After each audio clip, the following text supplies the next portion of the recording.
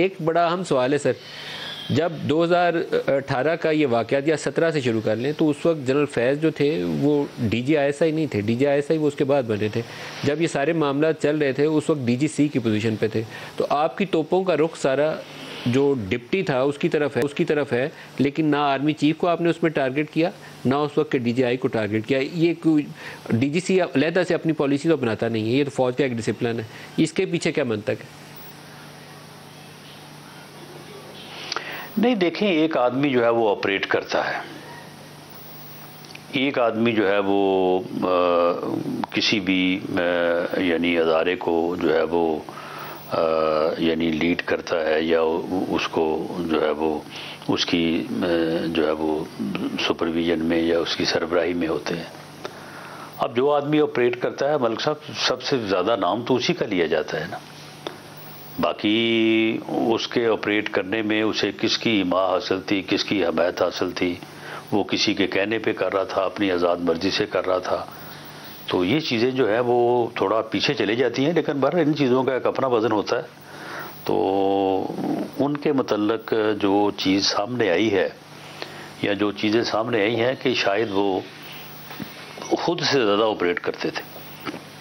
और सर दूसरा आपका जो निशाने के ऊपर है वो सुपीरियर जुडिशरी है, जिसके ऊपर लॉ मिनिस्टर ने भी बयान दिया है। मरियम नवाज़ जलसे में वो ट्रक लेकर आ गई थी, वो ट्रक के पीछे क्या कहानी है वो आप ही बेहतर बता सकते हैं। नहीं, सुपीरियर जुडिशरी नहीं है। नहीं, सुपीरियर जुडिशरी नहीं है। हम जुडिशरी का एक अदारे के तौर पे बेपनाह एहतराम करते हैं, एहतराम किया जाना चाहिए।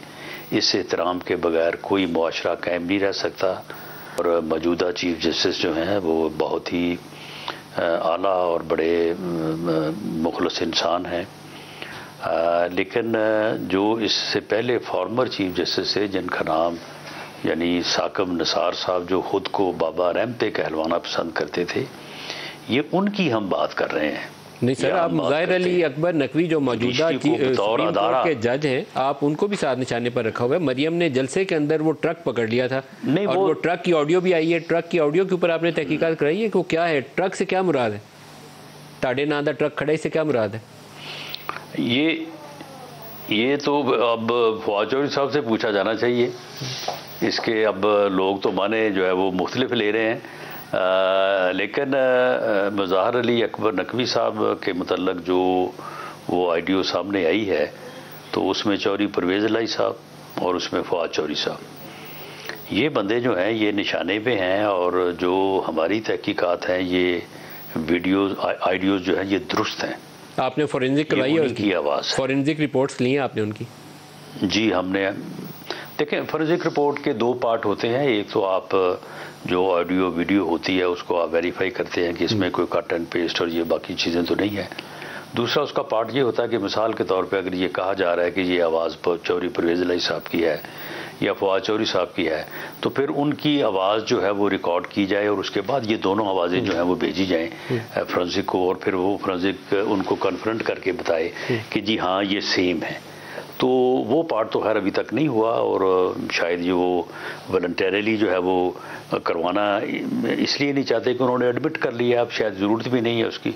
उन दोनों ने एडमिट किया कि हाँ जी ये बात हमने की है, और उस बात से जो अखज़ होता है तो उसके बाद फिर मेरा नहीं ख्याल कि ये अटैक की जिम्मेदारी हमारे ऊपर आनी चाहिए, बल्कि उनके ऊपर आनी चाहिए।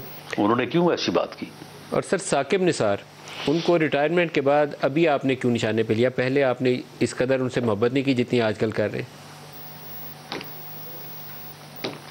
नहीं, मोहब्बत तो हमने उस वक्त भी की है।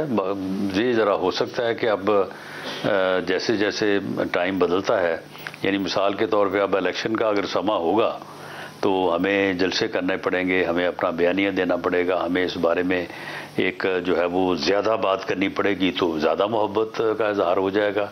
अगर पहले कभी कभार बात होती थी, कभी कभार जो है वो जलसा होता था, तो उस वक्त जो है वो इजहार होता था। लेकिन ऐसा मौका कभी भी नहीं रहा होगा जब से उन्होंने ये जुल्म किया कि उनके साथ मोहब्बत का इजहार न किया गया हो। मोहब्बत का इजहार उनसे होता रहा है।